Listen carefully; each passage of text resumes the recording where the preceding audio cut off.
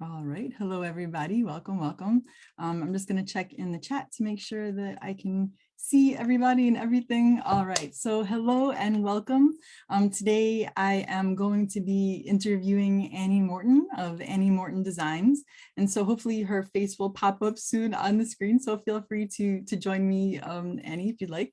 And so for this third episode or third edition of Fiberside Chat, I'm going to be interviewing and asking Annie some questions today. So thank you so much for everybody that is joining us during the live.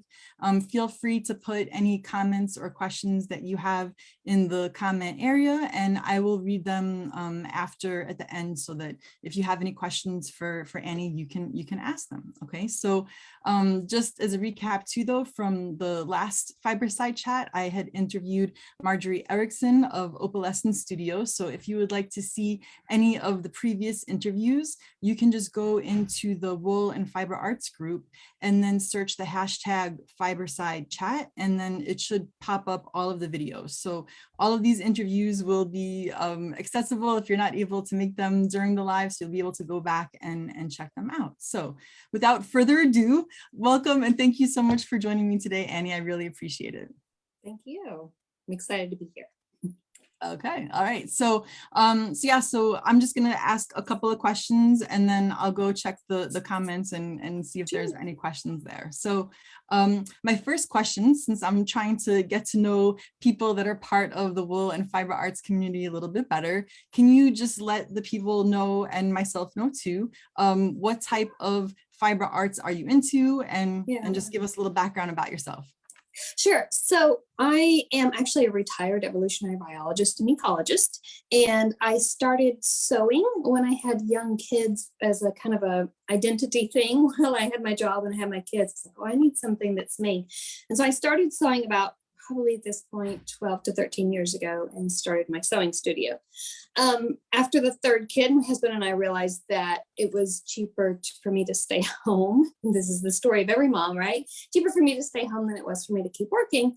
And we also decided, we were in Seattle and it was not an economically great place for us to be with young kids. So we moved to East Tennessee, where I'm originally from, but kind of in a different little area. We're right up in the mountains in a place called Athens. And we started a little fiber farm because I've always been interested in fiber and weaving and everything like that. And I have a herd of, we call them the flurd, because it's a flock and a herd, scratch and dent, down on the luck and ready for retirement, sheep and goats, and they're Angora crosses and Shetland cross sheep. And so I sew is my main thing, and I have been for about 12 or 13 years now. And then for about the last 5 or 6 years, I've been spinning. I've been harvesting the fiber from animals. I've been spinning. And then I do something called continuous strand weaving. I need to do a demo video of this because it's a little different. It's if you don't have a lot of room, or if you have children running around everywhere, it's like a picture frame you can stick on the wall, and then you just weave and it warps and wefts at the same time. And so I do that. So that's all my fiber stuff is the sewing, the spinning, and the weaving. Yeah, that sounds like a really big shift and lifestyle change to go from, Seattle and then to go back to where you're home. So was part of that because you wanted to get into the fiber arts more, or? Yeah, we'd actually before I moved out of Seattle, we built we miraculously had almost half an acre, and we built a little goat shed in the back. And I was like, I'm getting 2 Angora goats and I'm putting them back there. And my husband was like, let's just go get a farm. So it was a big shift, but I'd always been kind of interested in fiber arts. My mom was a weaver. She did kind of the freestyle weaving of the 60s and 70s. And her mom before her was actually an extension agent for home ec, is what they used to call it, but they've got a different name for it now. But she was a wool braider. She braided wool rugs, and she sewed and she painted, and she'd probably be 100 now. By the time she had like a master's degree in education and things like that. So I come from a long line of fiber artists, as well as always being interested in it myself. So now I know you said you have 3 children. So do they find the fiber arts interesting too? Do they want to touch and make things with the things that you have in your studio? So my oldest tells me all the time he's my number one fan. But he's also one of those gentle, sweet, like Kermit in human form. He's just like a gentle, sweet soul. So I could be doing anything and he would be my number one fan. My youngest, who is a wild child, really likes spinning. And so I'll give him a drop spindle, or I'll stop treadling my spinning wheel I have in Ashford, and I'll let him spin it for me. It makes for some art yarn, but it's okay. And then my daughter was really interested in the fabric and the sewing. She's got a great eye for color and design. So she's really interested. So they're all interested in different parts of it. And of course they all love the animals. So yeah, no, that sounds like a wonderful space for them to be creative, and that you're open to them enjoying it with you, you know. So I know just even myself as a teacher, that if you give students textile fibery things, whether, like you said, with your son and the spinning wheel or fabric, just the idea of having that sensory input, it can be very calming and quieting to children too. So that's wonderful that you share that with them. Yeah, I give them my little scraps, and they make collages. They make really cool collages. Oh, that's cool. If you have pictures of any of them, would you be able to come back and post them in the comments so that we can see? Sure. I'm always a fan of how children interpret, you know, art with fibers. So I'd love to see it. Okay, so because you do use like fibers and fabric, is there a certain fabric that you enjoy using? Sure. So my claim to fame as a seamstress in the bag making world is I use these really beautiful woven jacquards. Wow. And when I had kids that were little and light enough for me to carry, I don't know if anybody else has ever seen it, women use these, and men and everybody else, use these really beautiful 7 meter long, 6 meter long woven, they call them wraps, and they basically just straight jacket their children to their bodies. And it's a really great way to be connected to your child and have them, you know, not asking you to be up, but also still have your hands. So I got into that community when I started having kids, and I realized there were a lot of scrap pieces that came out of that, as well as what they would call a retired wrap, which is a wrap that has a structural flaw, or that, you know, somebody's just done using and they don't need anymore. So I use those and I piece them together. And this is actually today's project. This is from a company called OSHA Slings. And this is today's project. And I piece them together and I make almost all my products feature some of that wrap scrap. Which is just a really great way to integrate really beautiful woven fabrics into my art. So what you're using is actually like waste from the companies that make it, or do you like source it from, you know, moms that are done using them, or? Yes, both. So this is waste. So a lot of them, these things have what they call a taper on the end. And so they chop the ends off and then you end up with a taper. And so instead of a blunt end, so you can tie a tidy little knot at the end when you're straitjacketing your baby to yourself. And so I will basically quilt these. There's a quilting style called crazy quilting where you just kind of, so it's based very loosely, or very actually closely, my mom's a quilter, on crazy quilting. So I'll crazy quilt these things together and make bigger pieces of fabric with them. And that's what I do with like the waste material. Or a lot of these companies, they've gotten to know me enough that they'll sell me a meter. They're like, would you like a meter as opposed to scavenging? You know, yeah, sure. So a lot of the companies will sell me a meter, or I source from moms who are done and you know, they've got huge amounts of money invested in these wraps. And like, I don't need a 7 foot, you know, or 7 meter piece of fabric around my house. And I'll buy it from them and make it into all of my different bags and accessories.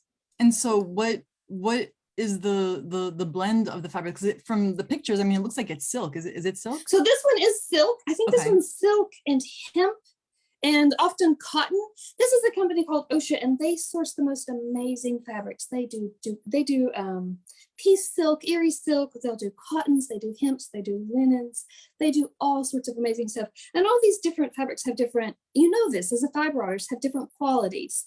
And so when you're wrapping these babies to you, they've got ones that can hold a little bitty baby squishy to you, you know, so those are super soft, things like Sea Island cotton and silk and stuff like that. But then when your kids get to be chunky like mine did, you kind of shift up to hemp and linen because they've got a lot more grip. So you can tie that knot, and that knot's gonna like hold, as opposed to be like, I can't hold a toddler.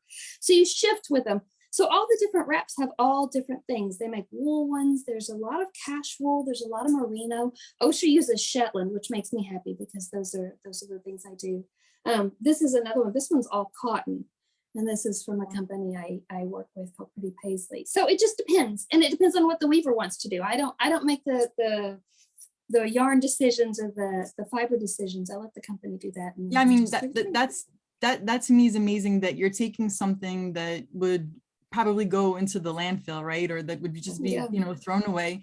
And you're basically creating art and giving it new life and repurposing it. So I think that part is phenomenal, especially because the materials that you're talking about that are going into it are mostly what I would refer to as like luxury fibers, right? So to think that they're going, to waste, that's awesome. Do you have any examples? Because I know you said crazy quilting. Do you have any examples maybe of like the fabric you put together that's not actually in the bag form yet? I don't mean to put you on the spot if you don't, but I'm just curious to see what they look like, because I'm really into crazy quilting. I just finished one last year that was, all done by hand. So I'm curious to see what kind of fabrics you have and put together.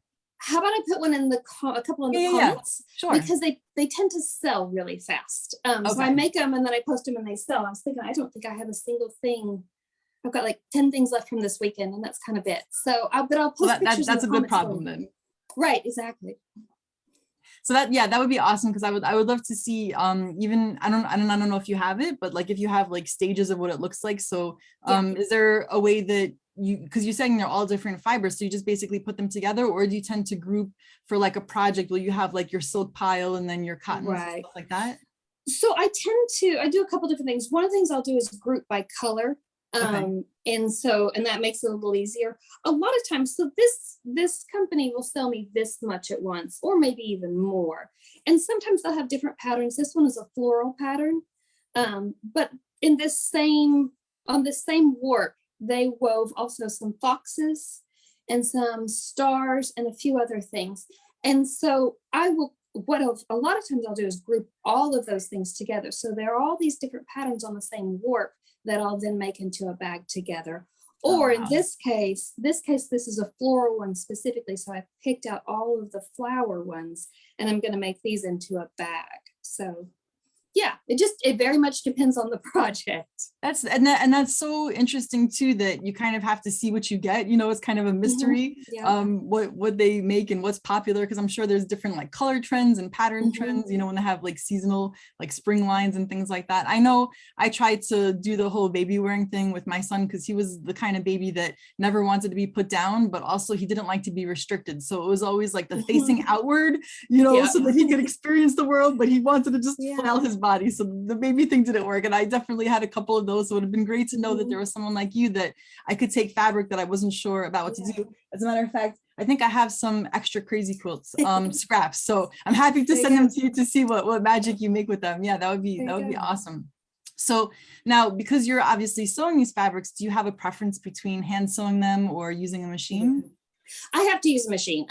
Because they're woven, hand sewing them is just not going to secure these fibers. And I do back a lot of them with something called SF101 if anybody wants to get into this type of stuff, which is just a non-woven interfacing.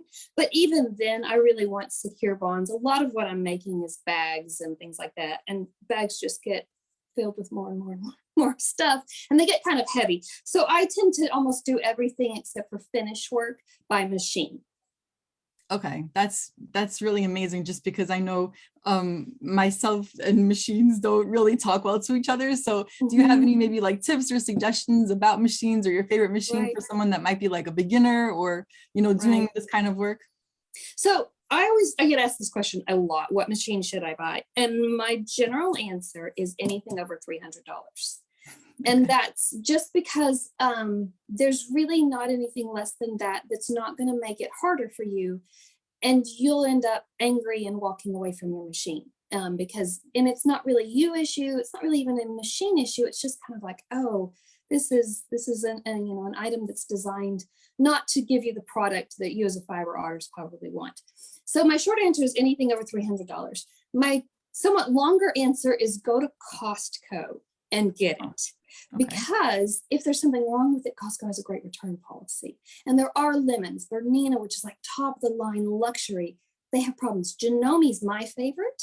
And Jannomi will have a lemon every once in a while, and being able to just return that is really nice. The other thing I would tell people about their machines is there's less to adjust on the machine than you think, and more to do with the feet. A lot of people get like, oh, my fiber won't feed through, or it's bunching, or it's doing all these things and all this stuff. And almost all of that doesn't have to do with your tension or anything else like that. It has to do with you're using the foot that came with the machine. And it's like having the wrong orifice on your spinning wheel and trying to spin art yarn. It won't do you any good, or the wrong tension or something like that. So I grabbed 3 little feet here really quick. This is my favorite. If you're working with thicker stuff and you're wanting to make bags and not make a quilt or something like that, this is called a walking foot. And it looks, when you put it on your machine, this one is actually for a either a brother or a singer, probably interchangeable.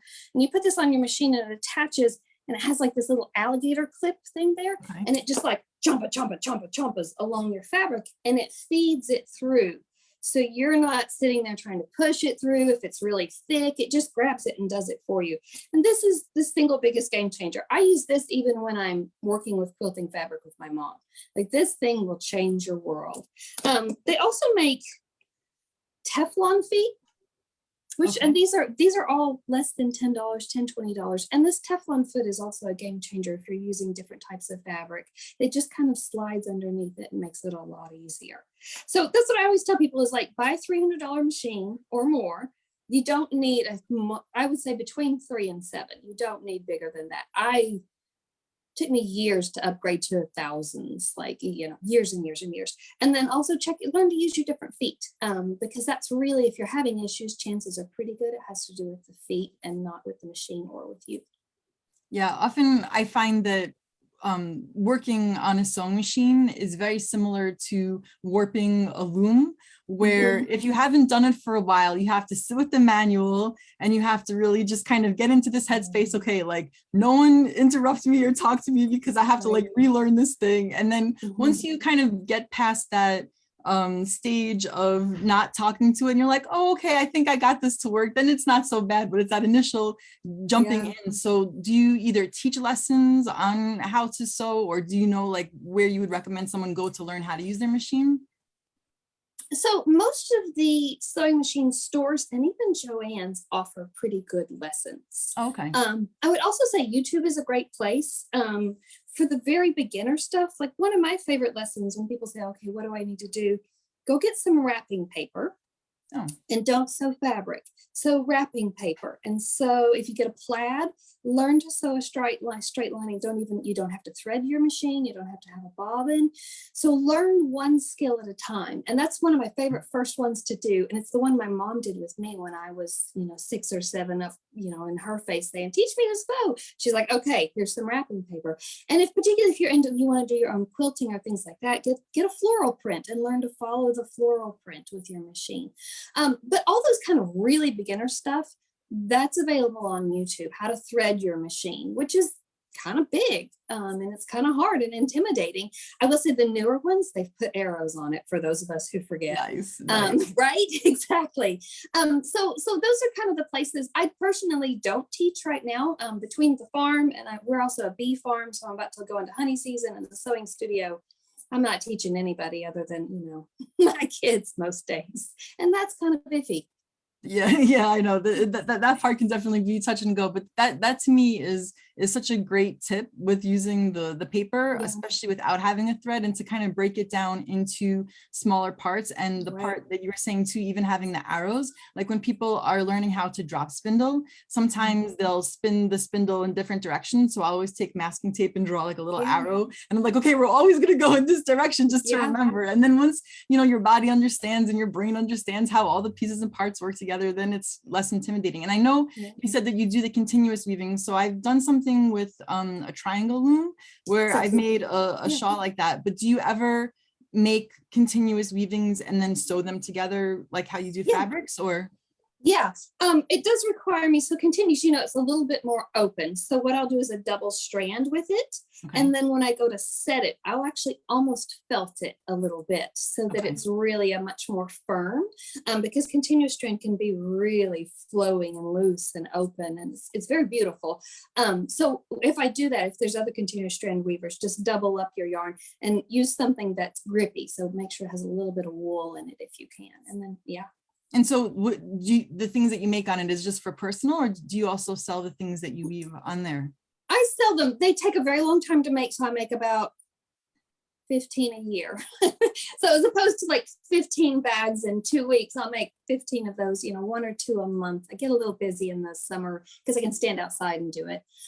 But so I do sell them, but they're usually either commissions or I just say, here's this one thing I have, and then it sells that way. Yeah, that's really cool. When I took this class on doing it, I was really fascinated by the fact that you're warping and weaving at the same time. So for those people that are not into warping and they just like the weaving part, that's an awesome way of doing it. So do you use the bigger type of looms, or do you a smaller one? Because I know they have different sizes, right? Right. So I have a really, really huge, probably 6 feet by 2 feet rectangle. And I make great shawls out of it. I also have a 3-foot triangle and a 7-foot triangle that's adjustable. And I'll make little hats on the little 3-foot one. And then the 7-foot one are those triangle shawls that make you feel like the happiest witch on earth. It's like, nice. Yeah. So, yeah. Cool. Well, thank you for sharing that part about your creating with us. So going back to the animals, because I thought that was really interesting too, that you said that you rehabilitate animals. So where do you get these animals from? I mean, do you buy them and they're like half off, literally, or like? Right. Yes, literally and metaphorically. In a lot of the fiber communities and groups, there'll be an animal that almost always has great fiber, but. And people will post those, or they'll comment about those, or they'll communicate about those. And then somebody says, who takes those animals? And I'll get a message like, oh, I have this beautiful Shetland sheep, but she's missing an eyeball. So, and I'm like, oh, well, we don't need all our eyeballs here. One's good. And then I kind of think about the different ones. Like I had one of my very first ones was a type A Pygora who was always matted. And the lady was like, do you want this animal? She's like, his fiber is too fine, it's gross. Well, it turned out all he needed was kelp. And he's got beautiful fiber now, but he came in and he was just a dumpster fire. I was like, oh, that's bad. And we call him the BOGO goat. So I bought one from her and I got him free. So we have all sorts of different ones. I have one that's like this South Down Shetland cross, who's basically the size of a bus. Her name's Betty. And she doesn't baa, she goes, wong. It sounds like a foghorn. And she is so neurotic, like her eyeballs point in different directions. And she's always, but she's great. And she has this really fun, fabulous, like elastic style wool. So, yeah, but she is the size of a bus. So it just kind of depends. And people will reach out to me. A lot of people are like, oh, I'm retiring and I have these animals that I love and I don't want them to go to auction. And I'm like, bring them on over. Why not? What's one more? So how many animals do you have then?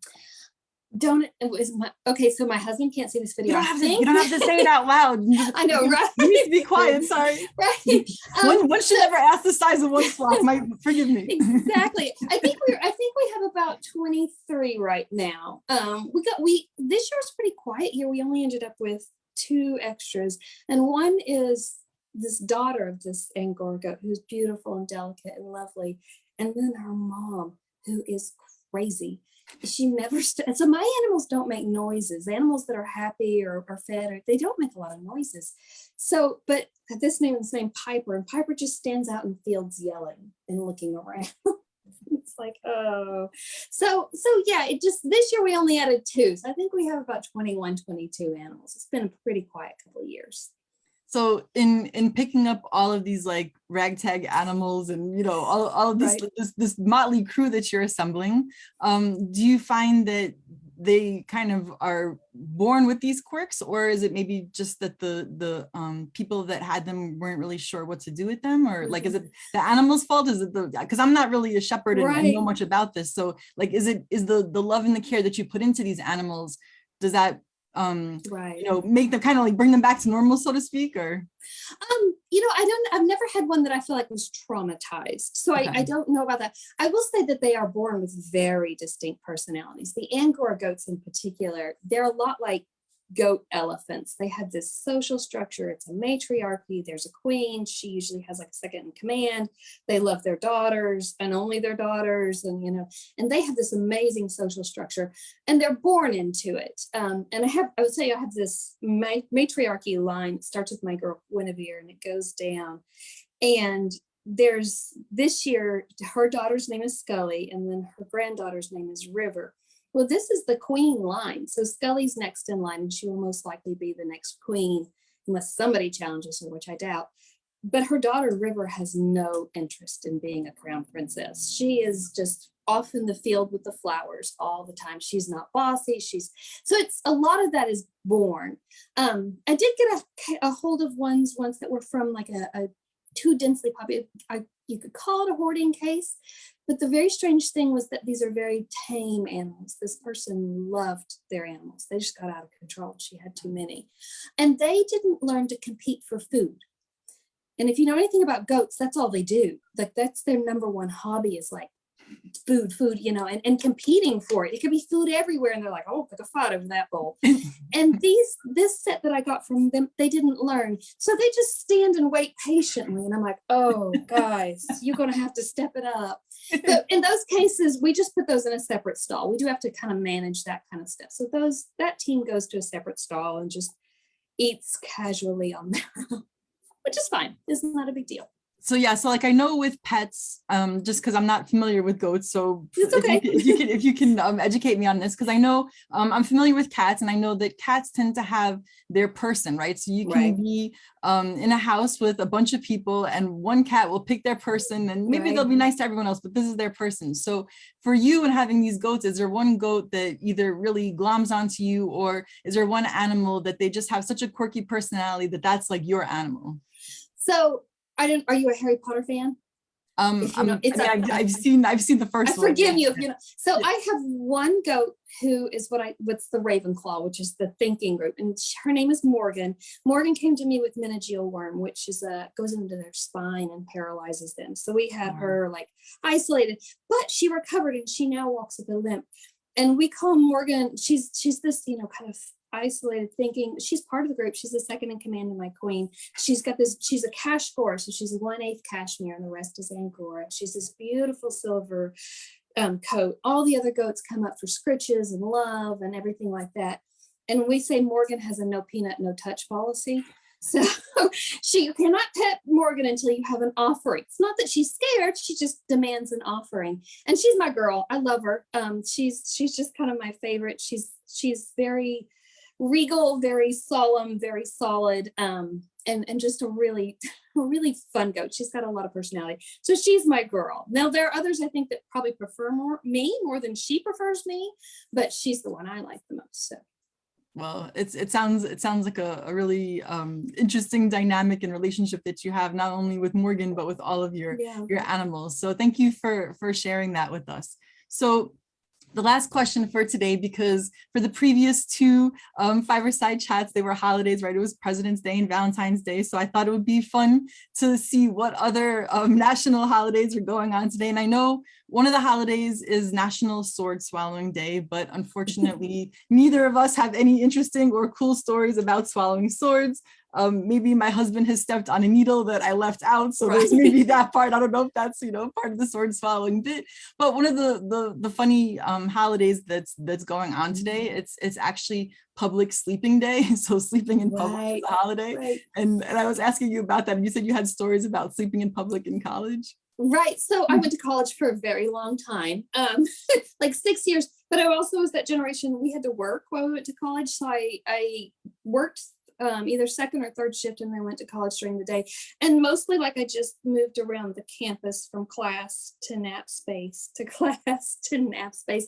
And I think there's probably like That's it. That's it. That's my college like knowledge of me was like, that's the girl that slept over there and over there. But I was in school for a very long time, and it was in my defense. I was working, but I feel like everybody who's gone to college has slept in public more than a few times. So Yeah, well, and just even, being a parent and, you're like up with your kid all night and then you have to go to work and you're like, okay, I'm just going to go to a quiet corner. I'm going to set my phone or alarm, whatever, 5 minutes. I'm just going to go like this, pretend that like I had a rough day. So if anyone walks into my cubicle or whatever, they're just going to, think that I'm putting my head down or something like that. So yeah, I think that like those first weeks after they're born and you're driving and there's a kid, I'm pretty sure I was asleep in public while driving, when they're newborns.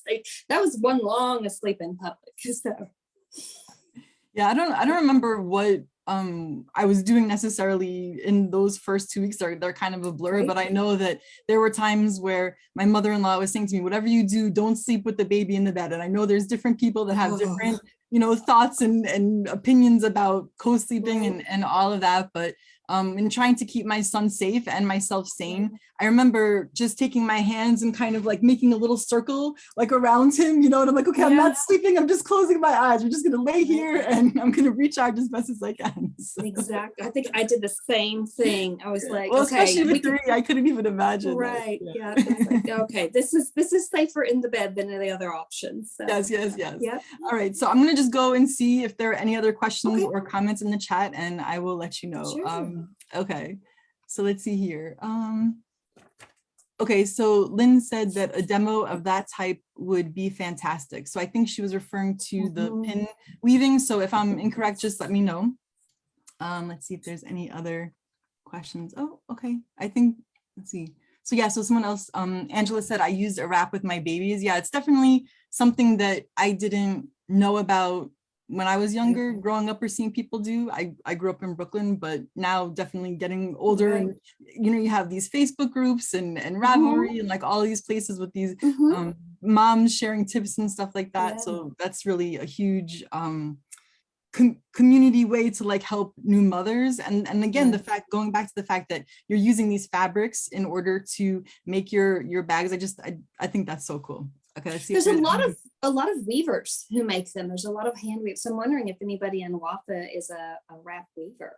Be interesting to find out. Yeah, I'll see if anyone posts about that. So just Angela said that I used a wrap with my babies. And then they said our local tech school has an amazing adult sewing education program. So that's another great resource too. I know that I have these local like community books for different activities, like for kids to go to camp and things like that. So I wonder if they have sewing classes in other people's local community activities, probably like at libraries and things like that, right?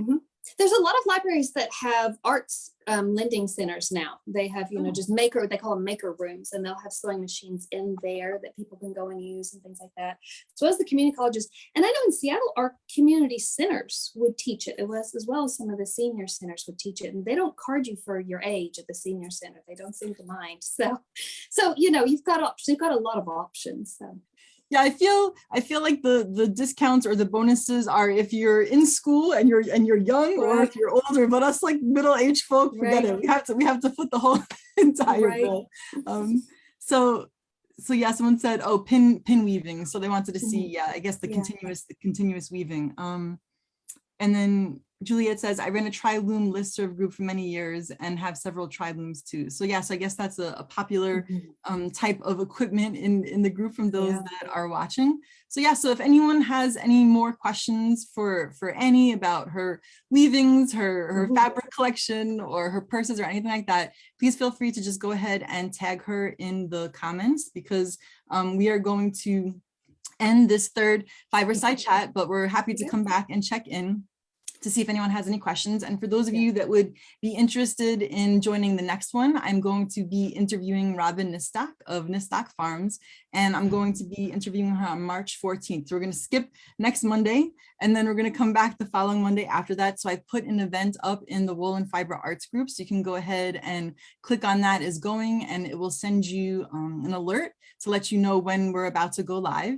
And this recording, if you came in later, or if you're like watching, or if you want to watch the replay, this will be up indefinitely. So you can just go ahead, search the group for the hashtag Fiberside Chat, and you should be able to watch all of the interviews. So Annie, thank you so much for joining me today. Thank you. It was such a pleasure to hear about, Morgan and the wrapping paper tip, all of these great resources and tips that you shared with us today. So thank you so much. I really appreciate your time. Thank you. All right, take care.